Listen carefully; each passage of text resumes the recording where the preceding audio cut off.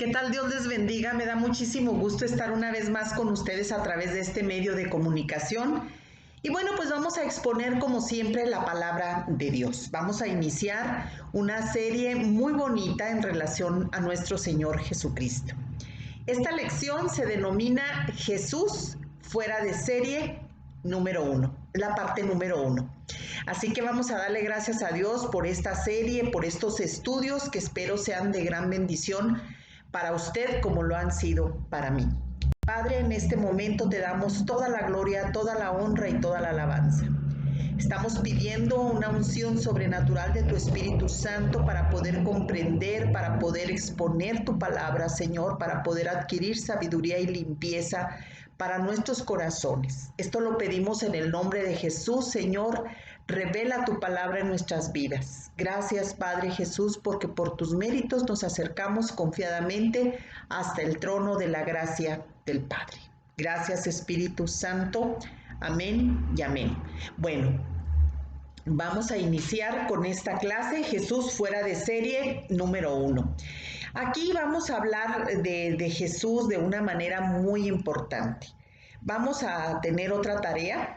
Estas clases últimamente hemos puesto algunas tareas y muchas personas pues las han contestado, claro, a mi chat personal. A mí me gustaría que usted también participara en los comentarios aquí en el canal, participando, ¿verdad? Claro, por supuesto, comentando qué es lo que usted piensa, ¿verdad? Algunas personas dicen, bueno, pues de una manera, otras de otra, dan sus propios conceptos y de esto se trata, porque Dios nos hizo a cada uno de manera diferente. Vamos aquí a comparar. Las comparaciones no son buenas, pero a veces son necesarias. Y en este caso vamos a comparar cómo se imaginan ustedes, no un comparativo, sino cómo se imaginan ustedes que fue Adolfo Hitler, ese carnicero, ¿verdad? Que llevó a cabo un genocidio tan terrible con el pueblo judío. Bueno, nadie de nosotros podemos decir que lo haya conocido, sin embargo, pues hemos leído historia, hemos escuchado mucho de este individuo, de Adolfo Hitler, que fue un hombre cruel, pero también, bueno, pues tuvo infancia, también él fue líder y fue esposo, y bueno, pues hay que empezar a hacer un análisis de cómo fue este individuo en comparación, por ejemplo, extrema a cómo fue Jesús durante su ministerio. Yo sé que son dos extremos, pero bueno, esto es parte de la dinámica de recordando en estas series que hemos estado exponiendo a través de este medio de comunicación. Así que ya tiene tarea. Hago una lista allí de Adolfo Hitler, de todo lo que usted pueda investigar o de lo que usted ya sepa, cómo fue este individuo. Y bueno, pues hace también usted una lista de cómo conceptúa usted a nuestro Señor Jesucristo. Por supuesto, son dos extremos, como el cielo y la tierra, no sé, completamente extrema este comparativo. Vamos a la palabra de Dios en el Evangelio según San Juan, capítulo 2, versos del 1 al 11. Vamos a leer la Nueva Versión Internacional. Si usted tiene la Reina Valera, es lo mismo. Y dice la palabra: al tercer día se celebró una boda en Caná de Galilea, y la madre de Jesús se encontraba allí. También habían sido invitados a esa boda, sus discípulos y Jesús. Cuando el vino se acabó, la madre de Jesús le dijo: ya no tienen vino. Mujer, ¿eso qué tiene que ver conmigo?, respondió Jesús. Todavía no ha llegado mi hora. Su madre dijo a los sirvientes: hagan lo que él les ordene. Había allí 6 tinajas de piedra, de las que usan los judíos en sus ceremonias de purificación. En cada una cabían unos 100 litros. Jesús dijo a los sirvientes: llenen de agua las tinajas, y los sirvientes las llenaron hasta el borde. Ahora saquen un poco y llévenlo al encargado del banquete, les dijo Jesús. Así lo hicieron. El encargado del banquete probó el agua convertida en vino sin saber de dónde había salido, aunque sí lo sabían los sirvientes que habían sacado el agua. Entonces llamó aparte al novio y le dijo: todos sirven primero el mejor vino y cuando los invitados ya han bebido mucho, entonces sirven el más barato. Pero tú has guardado el mejor vino hasta ahora. Esta es la primera de sus señales que hizo Jesús en Caná de Galilea. Así reveló su gloria y sus discípulos creyeron en él. ¿Cómo es Jesús? Bueno, si comenzáramos a hacer esta pregunta, la persona promedio respondería en base a lo que ha visto en imágenes, en películas, en la misma historia. Es decir, se estarían imaginando a lo mejor un Jesús muy serio, muy solemne, muy triste, muy poco expresivo en sus emociones, ¿verdad? Solo interesado a lo mejor en lo espiritual y desconectado con lo humano y cotidiano. Con una personalidad que respetas para que, bueno, que tú la ves así hasta con cierto temor, ¿no? No sé, para qué te incomodaría si a lo mejor la tuvieras cerca, te incomodaría. Alguien que quisieras consultar cuando surge un problema, pero con quien no te sentarías a la mesa a convivir y reír. Pero cuando leemos los evangelios que relatan la realidad de la vida de Jesús, nos damos cuenta que él no era así. Al conocer los distintos contextos y escenas de la historia, descubrimos a un Jesús muy diferente al que nos han pintado. Vemos que las personas que lo rodeaban disfrutaban de su compañía. De hecho, les encantaban los mismos discípulos y mucha gente lo seguía. Lo podemos nosotros ver en el Sermón de la Montaña y dice, ¿verdad?, cuánta gente se acercaba a escuchar esos relatos tan interesantes que Jesús hacía interesantes. Así que pues Jesús era sin duda, era humano, pero era alguien agradable con el cual a lo mejor si tú y yo lo hubiéramos tenido como lo tuvieron los discípulos en aquel tiempo, a lo mejor hubiéramos querido estar siempre cerca de él, ¿verdad?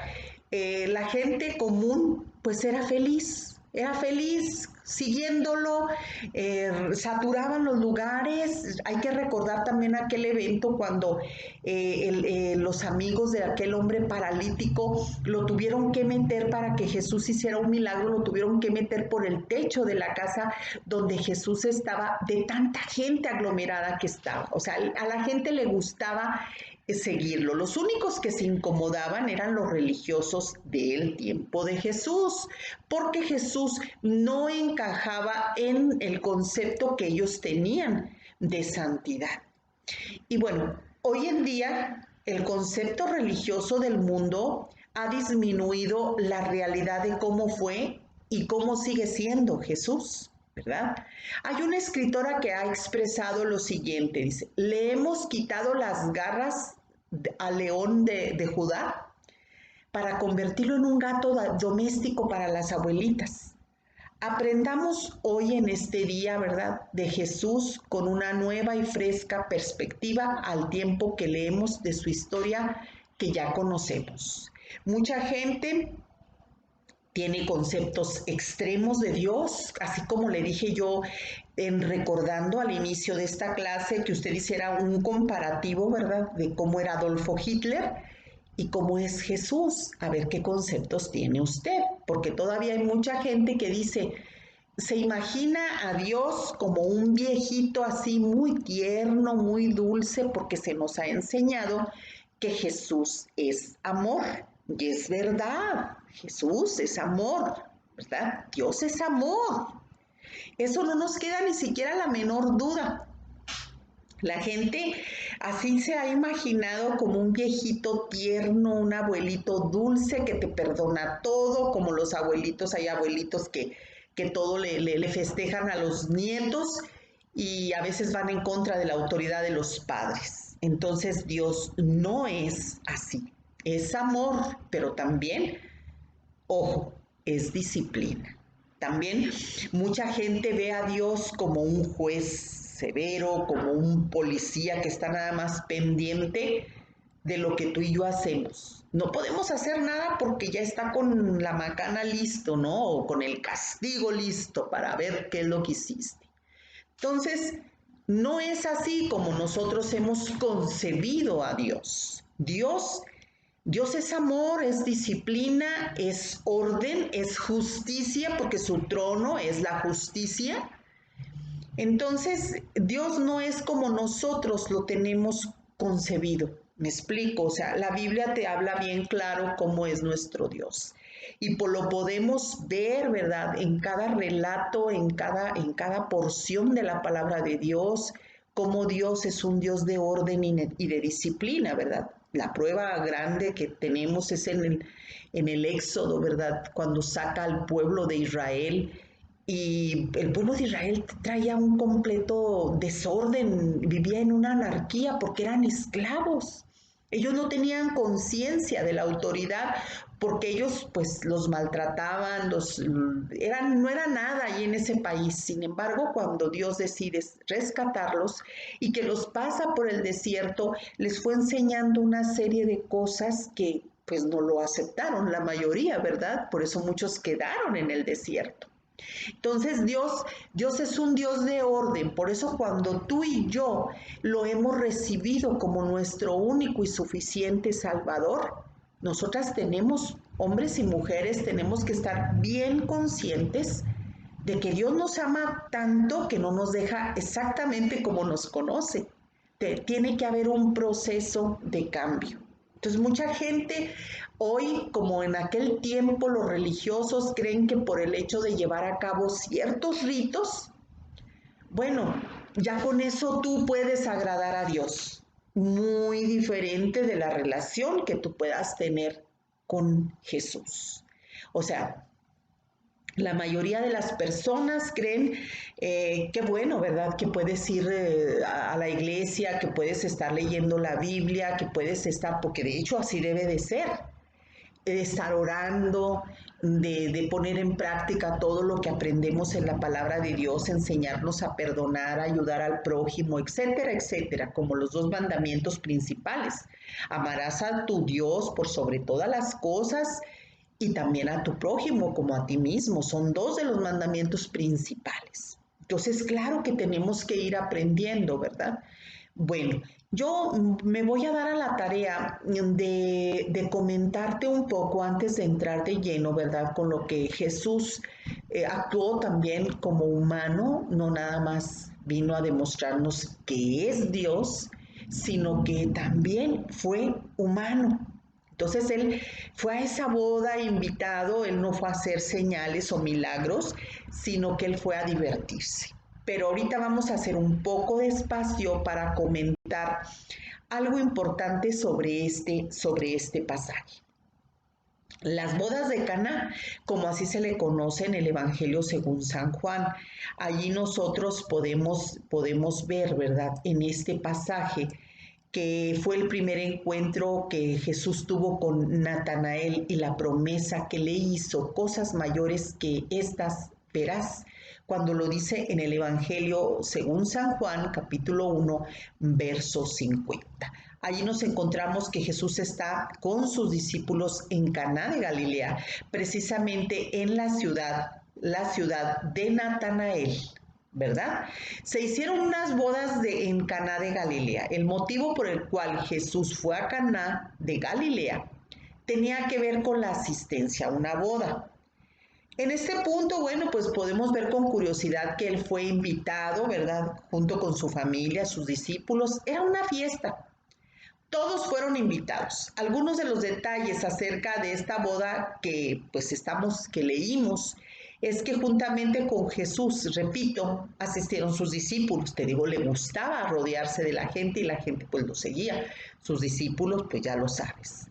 También vemos a la madre de Jesús, a María, y a sus hermanos y a otras, seguramente otras personas. A lo largo del desarrollo de este pasaje, Jesús pasa de ser el hijo de María para convertirse en el Señor, a que sus discípulos siguen y admiran, ¿verdad? ¿Qué es lo que vamos a ver aquí? Bueno, Cristo asistió a la boda y con su presencia demostró cuán honroso es a los ojos de Dios el matrimonio. Tenemos que tener en cuenta eso. También tenemos que nosotros considerar invitar a Cristo a nuestro matrimonio si queremos que este acabe bien, ojo con eso, son detallitos que yo quiero comentar, ¿verdad? Es evidente que en aquella boda a la que Jesús fue había vino, pero se acabó, hubo un momento en que se terminó. El vino es frecuente encontrarlo en la Biblia como un símbolo del gozo y la alegría. Jeremías 9:13. También se utilizaba como un alimento de uso general. Esto no vamos a decir, bueno, el vino es muy bueno y no. Hay que considerarlo, ¿verdad? Que a causa de su carácter tóxico, su uso debe de estar restringido y quedaba prohibido en relación con el desempeño de ciertas funciones y siempre se ha condenado su uso excesivo. O sea, volvemos a lo mismo, no todo es bueno, no todo es muy malo. O sea, tenemos que tener un equilibrio, en la vida se tiene que tener un equilibrio. Esto lo podemos ver en el libro de Levítico 10, versículo 9, en Proverbios 31, versículos 4 y 5, en Eclesiastés 10, versículo 17, Isaías 28:7, Primera de Timoteo 3:8. O sea, todo aquí porque mucha gente se escuda con que no, bueno, pues es que me voy a embriagar porque al cabo el vino es permitido. Vamos a continuar con este texto. Es nada más utilizado aquí como una bebida que se estaba consumiendo en esta boda, pero no para estar ebrios, ¿verdad? Aquí en este texto el evangelista nos dice que en algún momento de la boda comenzó a faltar el vino, porque a lo mejor pudieron haber llegado más invitados, no sabemos. Aquí la madre de Jesús le dijo, no tienen vino, se dirigió a su hijo Jesús, ¿verdad? Allí estaba la madre de Jesús y aunque tampoco en cuanto a ella no se nos dice qué relación tenían con los novios, a lo mejor los conocían, no sabemos, ¿verdad? ¿Qué relación tenían? Sabía perfectamente bien que su hijo podía solucionar aquel problemita y no dudó en dirigirse a él. Y le dijo, ¿verdad? No tienen vino. Pero la contestación de Jesús a María, fíjese muy bien, implicaba cierto desacuerdo entre los dos, aunque en ningún momento se mostró descortés con su madre. Aquí lo podemos ver en este pasaje que leímos. Aquí podemos también ver que Jesús no le llamó madre, le llamó mujer, al igual cuando él estaba en la cruz. Le llamó mujer, ahí está tu hijo, hijo, ahí está tu madre. ¿Recuerda usted aquel evento cuando le dijo del discípulo amado de Juan, cuando ya estaba Jesús en la cruz? 2 veces le llamó a María mujer, ¿verdad? Y esto no nos puede sonar extraño, de ninguna manera implica una falta de respeto.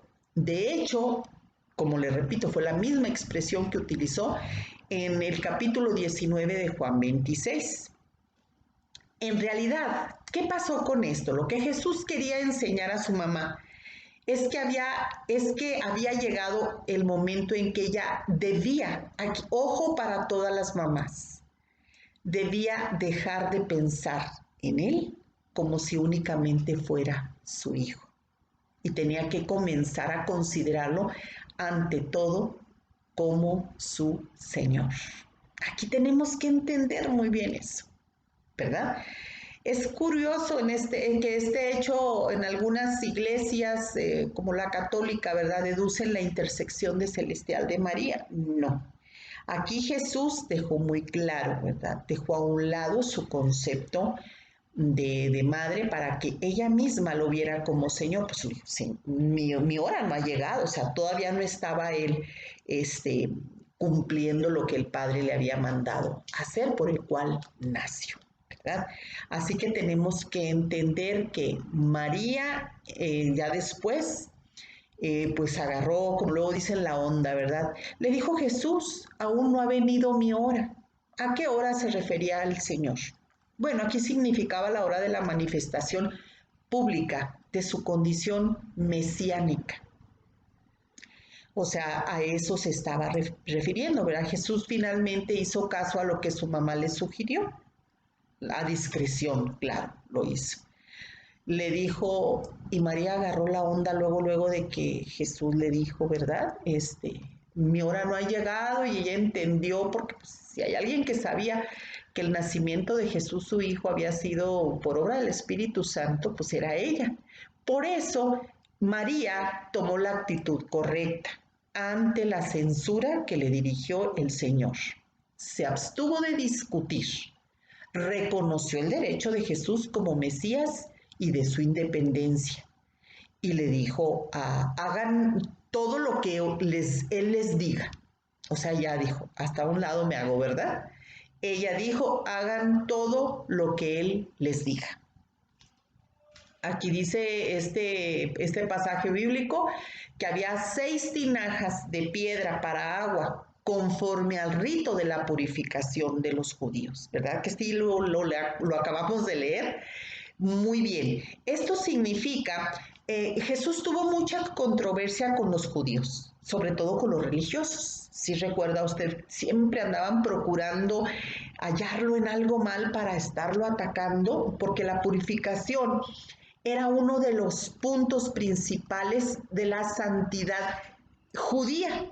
Jesús tuvo varios encuentros allí, le decían que no se lavaba las manos para esto, que el tiempo de reposo, o sea, siempre andaban atrás de él, siempre. Ellos, los judíos, ellos estaban siempre sobre los lavamientos de las manos y muchos ritos externos que de ninguna manera podían limpiar el corazón. Esto lo dice Mateo 7, del 1 al 23. O sea, eso representa, por eso dice esta porción de la palabra de Dios. La purificación era uno de los puntos principales de la santidad judía. Y esto para Dios pues no tenía importancia. El Señor mandó que se llenaran aquellas tinajas de agua para después transformarla en vino. Este detalle es importante que lo consideremos porque Jesús podría haber hecho el vino sin necesidad de lo que hubiera agua. Entonces, nosotros, por supuesto que, fíjense cómo hay un dicho, dice, el agua, consciente de la situación, vio a su Dios y se sonrojó. O sea, es un dicho nada más. Pero es una maravillosa transformación. Como nosotros cuando venimos al Señor Jesucristo, venimos con unos vacíos espirituales. Sí traemos muchos una religión como la tenía el pueblo judío, pero eso no quiere decir que nuestro corazón estuviera lleno del cambio, de la presencia del Espíritu Santo, o que el Espíritu Santo nos da. Por eso nuestras vidas tienen que ser transformadas. Así como el agua fue transformada en vino, así nosotros tenemos que ser transformados por el poder de Dios. Dios tiene que llenarnos de su Santo Espíritu para poder llevar a cabo ese cambio. ¿Lo entendió ahora? Muy bien. Entonces, por eso, en un caso similar, nosotros vemos cuando Jesús le intentó explicar a Nicodemo. ¿Se acuerda usted de aquel estudioso de la ley en Juan 3, del 1 al 15, que le dijo, oye, Señor, pero ¿cómo voy a volver a nacer yo? Si ya soy un hombre viejo, ¿acaso tendría yo que volver al vientre de mi madre?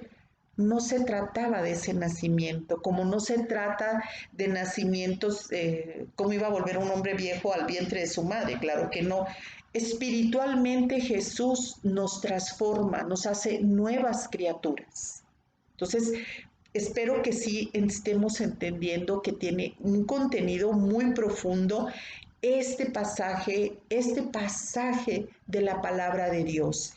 Y el maestresala, el encargado de estar distribuyendo, yo creo que el vino y la comida en la boda, bueno, pues se sorprendió, ¿verdad? Y fue y le dijo al novio, oye, dijo, pues tú has reservado el mejor vino para lo último. Casi por lo regular al inicio de una boda, pues todos dan lo mejor al principio. Pero aquí está haciendo un comentario, ¿verdad? Del maestresala, como luego se dice, porque probó aquel vino y se sorprendió, ¿verdad?, de que él haya reservado el buen vino para lo último. Entonces, ¿Qué es lo que estamos aprendiendo aquí? Con esto es una introducción. Cuando nos entregamos a Cristo, la nueva vida es mucho mejor que la vieja. Entendimos que si Jesús está presente en cada matrimonio, cada día ese matrimonio será mejor. También las bodas del Cordero será mucho mejor que las bodas de Caná de Galilea. Y la vida eterna será mucho mejor que la presente. Al finalizar este relato, el evangelista nos deja entrever cuál fue su propósito después de las bodas de Caná. El Señor regresó con su madre y con sus hermanos a Capernaum. Sin embargo, el tiempo que pasaron juntos allí fue muy breve, según nos indica Juan 2:12. La razón es porque, tal como ya lo hemos señalado anteriormente, esta boda sin duda marcó un punto de transición entre el tiempo que Jesús vivió con su familia y el comienzo de su ministerio público. Entonces él manifestó su gloria y sus discípulos creyeron en él. Y allí Jesús demostró quién es. Esto es algo que yo le estoy dando en una introducción. Entonces, ya dijimos que el concepto religioso del mundo nada tiene que ver con quién es Jesús realmente. En este relato también, bueno, pues queda registrada la primera de sus señales, pero es muy interesante que su primer milagro o señal lo hubiera hecho a vista de una multitud de personas, como por ejemplo, en el templo pudo haber un muerto en medio de música y trompetas resucitar, pudo haber sido más dramático, pero no, sino que lo hizo en una boda. Jesús, sin duda que fue a divertirse, fue a disfrutar sanamente con sus amigos. No fue allí para hacer el milagro de convertir el agua en vino. Lo repito, él dijo, no es mi tiempo. Jesús se hizo completamente humano y parte de su naturaleza fue también convivir con la gente. Fíjese, las bodas duraban en aquel tiempo una semana y las únicas bebidas eran agua y vino. Así que Jesús nos muestra su empatía, nos muestra su interés en los detalles cotidianos de nuestra vida. A lo mejor en este tiempo algo se te acabó, algo como el alimento en casa, algo como tiempo y paciencia para una relación, sabiduría para una decisión, la fortaleza ante una crisis. A lo mejor se te acabó el dinero para liquidar una deuda. Jesús nos ama y quiere ayudarnos, no solo en nuestra vida espiritual, sino también en los detalles de tu vida diaria. Dice la palabra de Dios en Mateo capítulo 10, versículos 29 y 30. ¿No te venden 2 gorriones por una monedita? Sin embargo, ni uno de ellos, dice, caerá a tierra sin que lo permita el Padre, y Él les tiene contados a ustedes aún los cabellos de la cabeza. Señor nos conoce perfectamente porque Él nos hizo. Dios está consciente y al tanto de cada detalle de nuestra vida. Pero esto no quiere decir que cada detalle va a salir justo como tú y yo lo queremos, ¿verdad? Sino que Dios va a obrar siempre para nuestro bien mayor y en maneras que no entendemos, sea imposibles muchas veces de entender. Y esto no quiere decir que no nos ame. No, Él nos ama. Jesús siempre va a traer ese vino a nuestra mesa, esa provisión que necesitamos porque Él es la fuente inagotable de vida, de alegría, de gracia, de misericordia, de todo, ¿verdad? Continuando con este relato, también tenemos que entender que la capacidad de cada tinaja, ya vimos por un lado espiritual, como lo dice el pasaje, que era lo que los judíos usaban mucho para la purificación, o sea, ahí reunían el agua para lavarse las manos, y ya lo dijimos. Pero también eran vasijas muy grandes, 100 litros, dicen los historiadores, más o menos le cabían a cada vasija. 100 litros de agua, o sea, en total eran 600 litros. A lo mejor muchos pensamos que habían sido vasijas pequeñas, no, eran vasijas de 100 litros aproximadamente. Y bueno, esta actividad de estar llenando las tinajas de agua les pudo haber llevado alrededor de 2 días, porque hay que entender que en aquel tiempo era muy difícil andar sacando el agua del pozo de una manera rústica, de una manera primitiva, y luego trasladarla hasta el lugar donde se celebraba, o sea, hasta la casa donde se estaba celebrando esta boda. O sea, el pozo no estaba allí enseguida. Muchas veces los pozos estaban, como todavía hoy en día, estaban alejados de las casas, donde están los mantos acuíferos. Los mantos acuíferos no están alrededor de las casas. A veces se tienen que caminar kilómetros. No sabemos. Lo que sí sabemos es que los sirvientes se dieron a la tarea de llenarlos. Y pues ya si nos ponemos a pensar con más detalle, con una realidad, te repito, no era una cosa fácil, ¿verdad? Es importante pensar que para los sirvientes, fíjate, esta actividad parecía lo más absurdo y sin sentido, porque pues a lo mejor cuando ellos andaban en esos viajes y ve y trae, imagínate tú o ponte los zapatos de aquellos sirvientes. Bueno, ¿y para qué querrá tanta agua, no? ¿Para qué querrán tanta agua? A lo mejor eso pensaban. ¿Quién quiere tomar agua en una fiesta?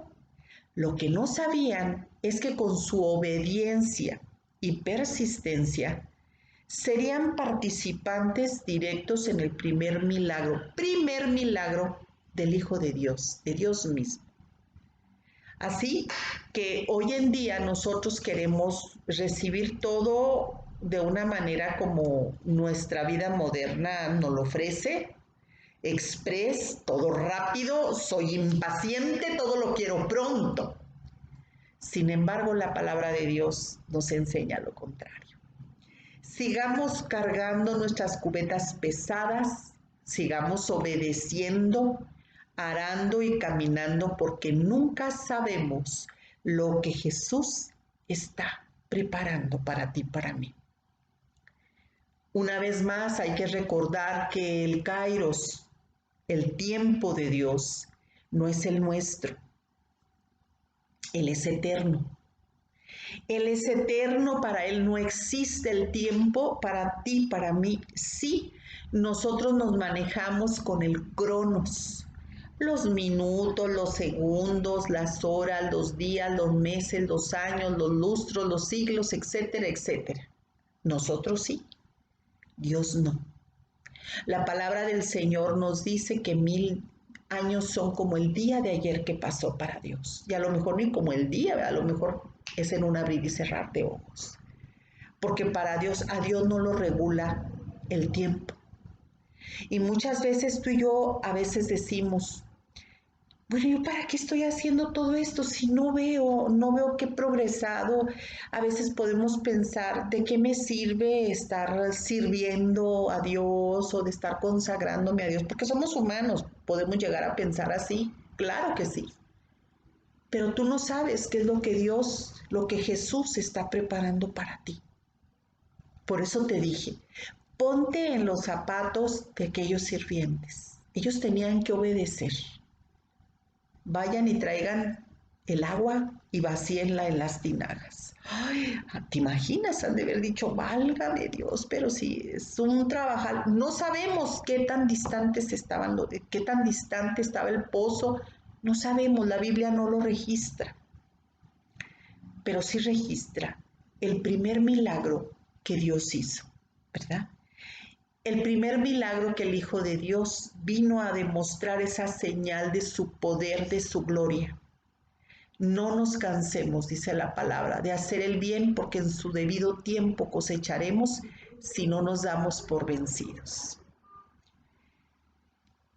Estas vasijas las usaban para la ceremonia de purificación, ya dijimos, tenían pues el propósito, ya lo vuelvo a repetir, una purificación externa.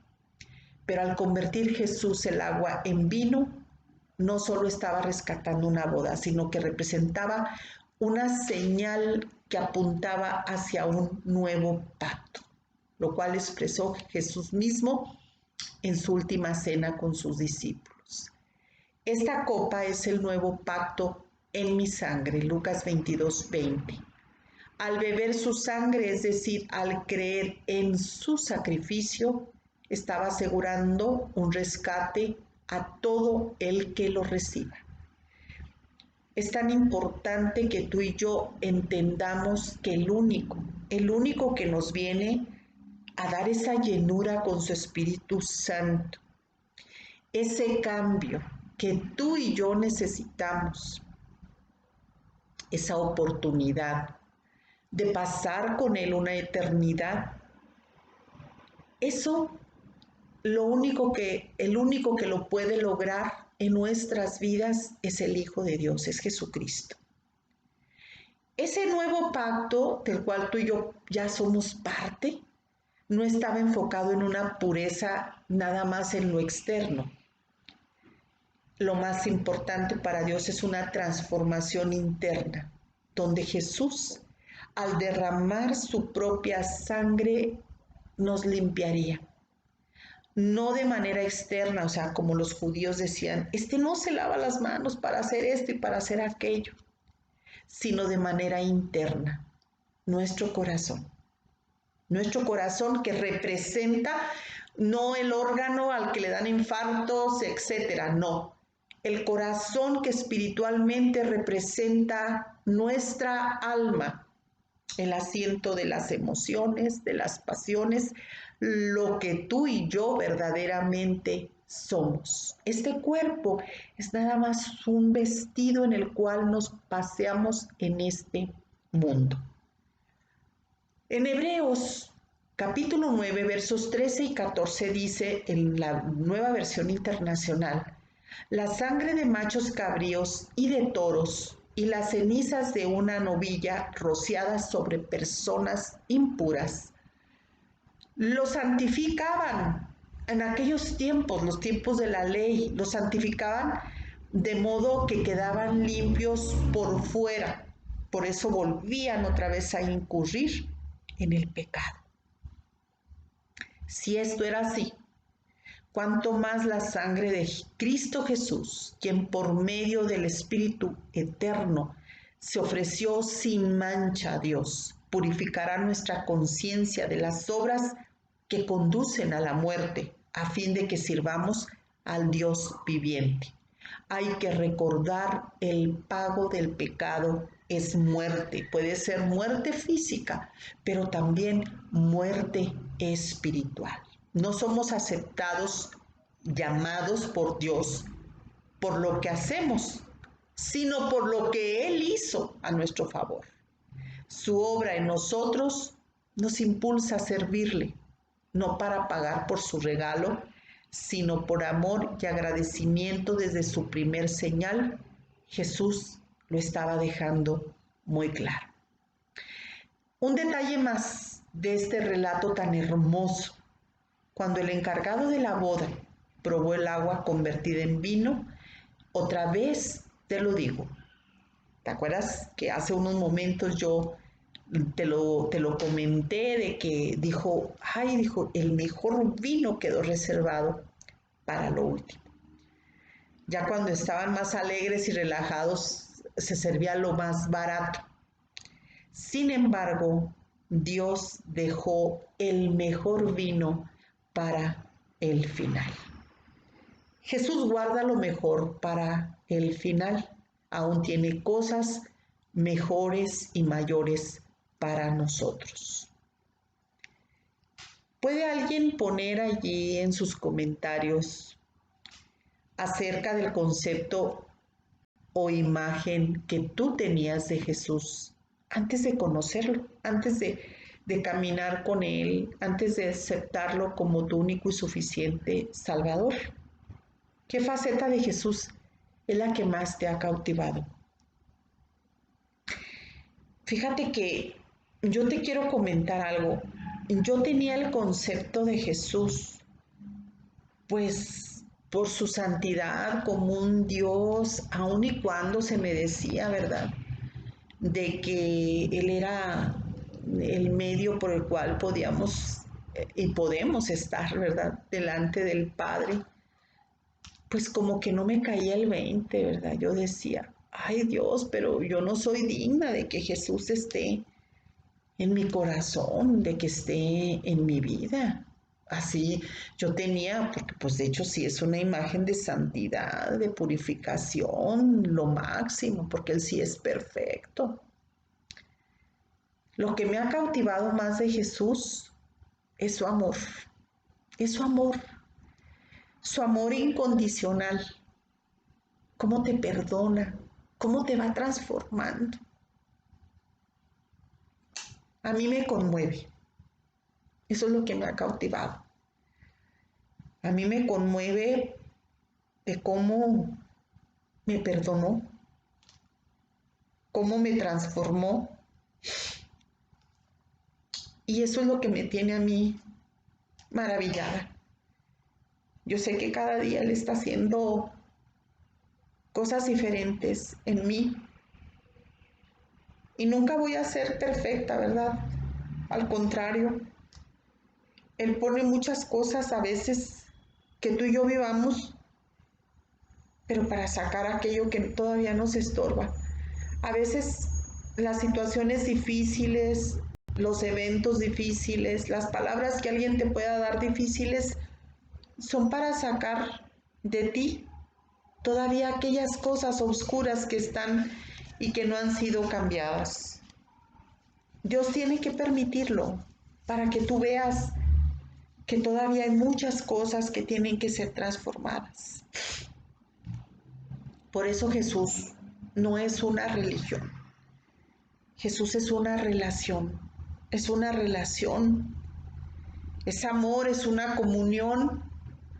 Y yo sé que Él me ama tanto que su disciplina para mí ha sido señal de su amor. Es muy difícil. Es muy difícil, de veras, en serio, a veces aceptar esa disciplina. Pero cuando pasas las pruebas con la ayuda del Espíritu Santo, te das cuenta del amor tan grande que Dios te demuestra. Por eso Dios nos mandó a Jesús. Él fue 100% hombre, pero también es 100% Dios. Es hermoso este relato. Yo te recomiendo que lo vuelvas a leer y veas cómo llegó Él a divertirse, cómo Él deja muy claro, ¿verdad?, que nos ubica, a lo mejor a ti y a mí también, cómo ubicó a su madre, diciéndole mujer, para que se desprendiera ese vínculo de que Él venía a cumplir la voluntad del Padre. Y tú y yo lo digo por mí, no lo digo por nadie. Muchas veces como padres no queremos desprendernos espiritualmente de nuestros hijos, porque lógico, los amamos, queremos que siempre estén a lo que nosotros les decimos o cerca de nosotros, y no. Tenemos que dejar muy claro que nuestros hijos son seres independientes, que Dios tiene que tratar con sus vidas y lo va a hacer con amor, porque Él ha prometido y Él cumple. Cree en el Señor Jesucristo y serán salvos tú y todos los de tu casa. ¿Qué nos está haciendo falta para conocer cada vez más y más a Jesús? Es hermoso, ¿verdad? Dejar en claro nuestro ministerio, lo que tú y yo decidimos seguirlo. Lo dice la palabra. El que quiera, lo dijo Jesús, el que quiera venir en pos de mí, niéguese a sí mismo, tome su cruz y sígame. ¿Estás dispuesta? ¿Estás dispuesta a seguirle. Jesús es fuera de serie y Él está preparando grandes cosas para nosotros. Espero que esta clase sea de gran bendición para tu vida, como lo ha sido para mí. Y yo le pido a Dios que nos siga revelando